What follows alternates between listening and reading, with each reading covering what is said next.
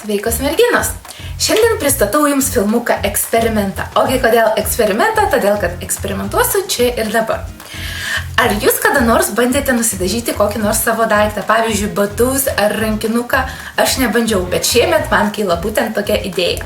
Ilgai googlinau internete, kaipgi tai padaryti.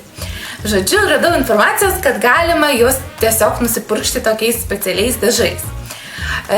Turiu štai tokius batelius. Jie yra panašus į zomšinius, bet jie nėra visiškai zomšiniai. Kodėl nusprendžiau juos nusidažyti? Todėl, kad ateina ruduo, šviesi spalva yra nepraktiška, sunkiau yra priderinti kitas detalės. Plus, matot, kaip išsipurvino kulniukai.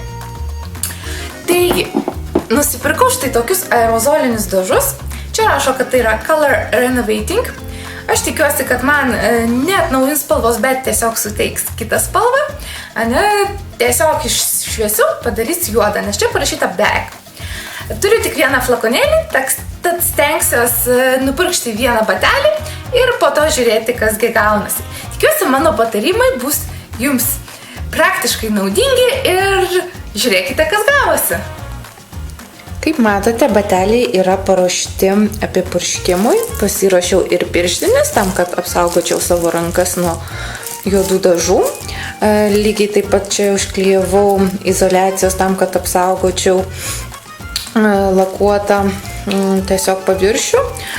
Suklijavau izoliaciją irgi iš vidaus batelio ir sukišau tiesiog vatos.